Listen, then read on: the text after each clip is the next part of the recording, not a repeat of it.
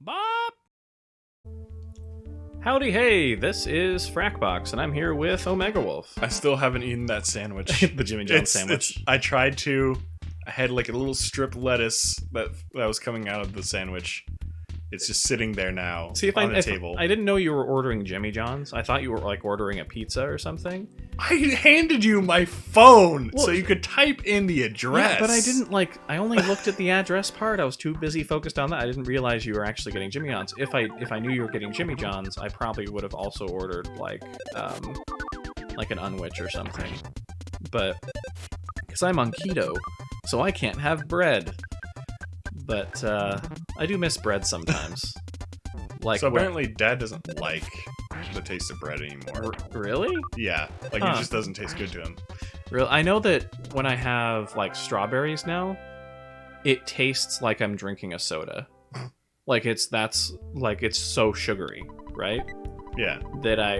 And that's just strawberries. Because sometimes you can have strawberries on keto. So somebody with better knowledge of this game will probably be yelling at me to not throw away the broken iron, but I don't care. Well, what is the broken iron for? I don't know. Oh, okay. We don't need it to complete the game or anything, do we? No. Oh, okay. Just bring it. Bring it, you lot. Do we have to... Whoa. A spiky ghost? Stinky ghost. Stinky ghost, gotcha. And then a something rat? Probably... I don't know. Anyway, so, yeah, I think it was yesterday or maybe the day before, Juliana and I... Deadly. My girlfriend and I, we went to, Safeway. And as we passed through, the bakery section, I got a waft of bread. I was just like... Oh, bread! I remembered the good smell and taste of bread, and I was like, oh man, I do miss bread. But I like not being, pre-diabetic anymore. So, because I was literally symptoms of pre-diabetes. Oh my! I looked up on WebMD, and I'm like, oh goodness, I have a lot of these symptoms. Yeah, it's time to change. Okay. I guess we snuck attack the ghost. It was our flicker frames. Our invincibility frames. Yeah, gotcha. So that basically they don't know we're there while that's going on. Oh, gotcha. Until the last moment. Yes. It melted into thin air. So what happened to the garbage can? It melted into thin air. With the ghost. I know it's this way. Oh, look at that. We're all in the garbage. And we're all, really huddling close to each other for some reason. We're probably pushing each other through. Oh, really? Yes. So, but is poo, What? Is poo, poo? It's the sewer. Yeah. Well, poo's in the sewer now. Poo's among the poo. Poo is among poo's... Poo... I don't know. I'm sure there's another joke there we could probably make. But yeah, Bryce, you're going to have to think about going on some sort of diet soon, because there is definitely a history of diabetes in our family. So once you hit that, magical 26, 25, 26, you're going to feel the death happening. You basically have all of the rest of your siblings to know, to look ahead of you, to know what sort of health effects you're going to have. So you should pay attention to what we're all experiencing right now. You should also realize that I am much more physically active right now than all of you. Yeah, but Dad was also physically active when he was young, and then he got diabetes because he, wasn't eating the right things, and now he is eating the right things. So I'm actually starting to get less of a desire for soda. That's good. That's the biggest thing. Slowly, my body's just no, child, that's not for you anymore. Yeah, that's really the biggest thing is when I quit the soda and the beer and the wine and the energy drinks, I dropped it was then and did the keto diet. Yeah. I just went cold turkey on all that stuff, and 20 pounds in a month. So it's real stuff. Yeah. Yeah. Actually, it's easier for men to lose weight than it is for women, though. So Marissa, I think, was having a harder time in the beginning until I think she's on another downward trend now. Yeah. So Marissa is the sister I refer to as Lyric to hide her identity. Oh, it's too late now. People could easily find out who we are anyway. It's not hard. You just look up, our last name and the town we're in. It's a matter of public record. So, but ooh, 51 now. Nice. We're gonna be extra ready for that Kraken. So where I work, I can't really have any jewelry on, and I normally wear a ring. And so, since it's so physically active, I normally bulk up, like muscle-wise. Mm-hmm. And now it's feeling like I'm squeezing away at the ring, or the ring is squeezing. Oh, yeah. Do you know, he was our old, like, bishop back when I was religious. Ben? You know what I'm talking about? He had all those kids.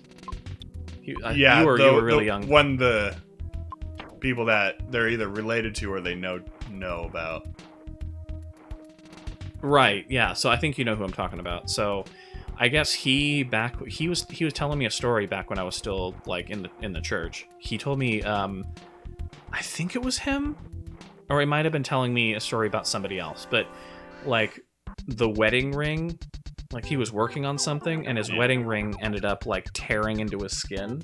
Oh, yeah. Because he, like, I forget what he was doing. Maybe he was, like, climbing something, and he, like, slipped or something, and his wedding ring, like, dug into his finger. Oh, and it, basically, the skin, it was like, what's it? It was like the skin was like one of those Chinese finger puzzles. Yeah. It was kind of like that, Basically, it pushed up the skin on his finger, and it was really gross. So you got to be really careful when you wear jewelry, not to like do physical labor. Well, like normal, like this ring is actually really rounded, or really rounded for the most part. Yeah. And so that's normally not a problem.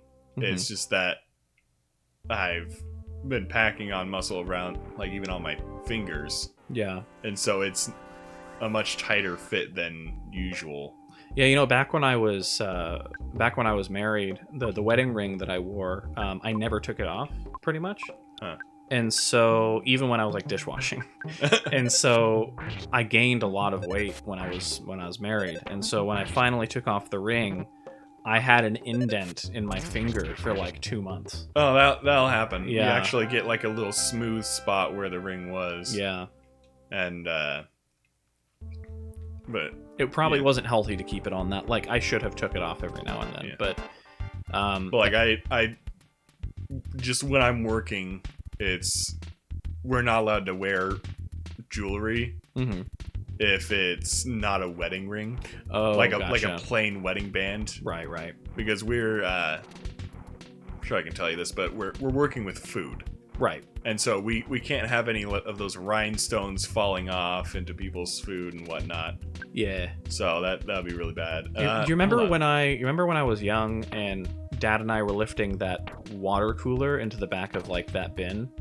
And like it fell on my finger, and then I pulled my finger out and it tore my like finger to the bone. I still have the scar like right here.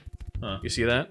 That tore to the bone. Interesting. And so what the doctor did, he's like, well, we don't want it to move, so we're gonna put like a brace on it. So like my middle finger basically was stuck stiff. Oh my. And so I couldn't move my middle finger like at all for like a couple of weeks while it like healed. Because he didn't want it, because it was tore to the bone, so he didn't want it to like open up again. Because I couldn't get stitches, because Dad waited a day to take me to the hospital. Yeah. And so, that's gross. Yeah, it's a playground of doom. Oof. We should be careful. We might get the plague. Your story about your finger reminds me of the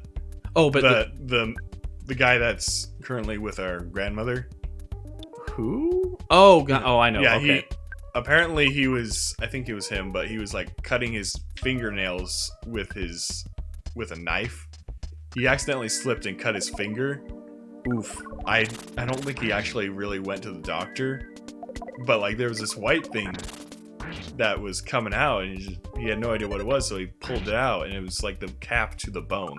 Oh, Goodness. And so it's like the fingertip there is flat now. Oh, goodness. The reason I brought up that story about... Sorry if I grossed everyone out. The reason I brought up that story about my the cut that I got on my finger, the brace that they put on there, since I couldn't move it for like a couple of weeks, when I finally took it off, on my middle finger, you know the wrinkles that are there on your, like, not on the knuckle, but on the bend after the knuckle? Yeah. There was no wrinkles. It was completely wrinkle-free. So, like, yeah, it was after only a couple of weeks, too. So, like, my other fingers had wrinkles on them, and then that finger was, like, literally just as smooth as the rest of the part of the finger. Huh. You couldn't tell where the bend was if the finger was just straight. Prey slaughtered. Oh, dear. Oh, baby! Does it just randomly go, oh, baby? Or is it at certain levels? It's if it's a massive leap in numbers. But does power it defense down Omega? There we go. Nice, but does it do it at specific levels? I don't know. Okay, It might be a little random. because I know that in like Pokemon, like depending on how many was it EVs effort values, Yeah. depending on how many of those. So like there was a friend of mine who was playing like Pokemon, I think it was like Heart Gold or something, and he had a Zapdos, and he was like speed training it. And I remember looking at it, you know, when it shows like the level jumps that it did. Yeah. One of the levels he did, the speed raised like 14. Oh my. It raised 14 Yeah, I did do some EV training because he was at one point. I could think he was training against like Rattatas on like Route 1 or something. And Oh so my. like he would, yeah, basically if you like kill like a bunch of the same Pokemon, you get these effort values which level up certain stats. But just like it's an odd feeling you get when you see such a massive jump in those stats. Yeah. Because normally they just raise by like 1 or 2. Are they trying to get away from us? Yes, because we killed their boss. Oh, gotcha. And so they recognize that we're powerful. You know, Ness should probably go take a bath. Probably. With all the wounds they've gotten, they could get infected. What are infections, that reminds me. but weakness trying to escape the body. There was a guy that I watched. I forget the name of the channel, but he basically decided, I want to walk all the way across the country. Oh my. And so he literally, like, in a straight line, as close to a straight line as he could do, walked across Wales. and he did it. What didn't he like trespass multiple times? Oh, absolutely. He trespassed at least hundreds of times. And he basically was like, well, at this point, like, I'm so close to the end, I don't even care. Like, most of the trespassing happened early on. And he actually didn't run into too many people, like, doing it, though. And everybody he ran into was pretty understanding, so... but he ended up... That's lucky. He ended up cutting himself, like, cutting his hand on some barbed wire. Oh. And he then fell into, like, sheep poop. And so his hand was getting infected. And so his girlfriend, he had set up like a way station, or not like a way station, like he had set up a checkpoint so that his girlfriend would meet him at certain places so that he could like get fixed up if he needed to, or like, you know, get a good night's sleep if he needed to, or something like that, which he needed one night. He actually slept in the car one night because it was like super raining and he was like miserable and cold and everything, and he's like, I'm just gonna sleep in the car. And so his girlfriend came and helped him like fix up his hand so it wouldn't get infected, and he continued on the rest of his way. He only spent one by like E. coli or yeah, whatever. basically, because that was really important, is not getting his hand infected. So and falling off. Yeah, and then he needed to spend the night in like a warm place so that he could actually get a good night's sleep. So that was understandable. But I mean, he did it. He absolutely did it. That's for sure. One more good night's sleep, and then we can take on the Kraken. Oh boy. And I will do everything in my power to make sure we don't lose this time. Nice. The Monotoli Hotel. So like we said in the last episode, after we shoot this, we're going to be shooting some Twilight Princess when Paul comes over. And Paul is actually going to be here in probably like as soon as we finish the episode. Because I think in fact, I should probably check my messages. Should probably tell him not to walk in. No, he'll probably knock. He's polite like that. So, because I've told him to just walk in like at my parents' house. But which is where we were doing the recording before. Oh, Ooh! that was so close. I thought you were going to hit some trees. We But should probably call Dad to save first. probably... Yeah, because that was our trouble. Did we not save before? No, but we also were very underleveled and unprepared. Oh, yeah. I mean, that was hilarious. I was not expecting us to just die. So, when I was grinding, I actually looked up what level we were supposed to be for the Kraken. Mm-hmm. And you would have to level up so much, it wouldn't even matter. You'd be like 20 levels above where you would need to be for I think, Scarabia. Oh, really? In order for it to mean anything. Oh. We literally just talked to you. Oh. No. Well, it's because we're using save states. And the game thinks we've been playing for 29 hours straight. Like, literally, that's how much 30 time. hours now. Now it's 30 hours. 30 hours straight, according to the game. Like literally, because we haven't, like, saved the proper way. And, like, loaded that save. Better make sure I'm not homesick. Okay. Do you think we're going to be able to beat the Kraken? We can do it. Okay. I will it so. Okay. The gods of Olympus cannot deter me. We should probably do it in the next episode. We can do it now. Okay, this will be a long episode then. Who knows? This will be over quickly. Oh, really? So are we over-leveled now? We are drastically more powerful than we were before. So are we over-leveled for Scarabia? We're probably on par with Scarabia. Oh, really? Okay, or so close to. So it'll be like a ever so slight challenge. Yeah. Okay. So that's kind of good, though. Yeah, because normally when I play this, by the time I get most of the way through the pyramid, is where I learn, what is it? The special PSI for Ness. The last third one. level. Oh, the third one. Yeah, Wait! I need to stop the boat. It's been a long time since I was out seasick. Oh, that's right. I remember he was seasick. But yeah. just like by that point, I learned the third special PSI. Oh, gotcha. Okay. So, since I already have it, we're already well over what we need to do. Mm. Hey, that's an awfully strange carrot. What kind of bunny would eat that? Wait, a carrot? Yeah, we got the carrot key from Magnet Hill. The carrot key? It leads to your sanctuary location. Oh, gotcha. How many sanctuary locations are there left? Left, I don't remember. Maybe 3 more. We just did the 5th one. You know Here it comes. You know what's strange is there was never like a Pokemon game on like a home console like this until coming up in November. Yeah, and well, like until well, I mean, no, Let's Go Eevee was technically the first, right? It was, but it wasn't like a mainline. Yeah. Okay. Kirito. What's it weak to? I think the ice is the. Oh no. Big bottle rocket. You just really stocked up. My goodness. So what is 626? Oh, so Ranbo's like is he another Psy character? Yeah. Okay. Come on. Gotcha. Psy friendship. These are the strongest attacks I can throw out.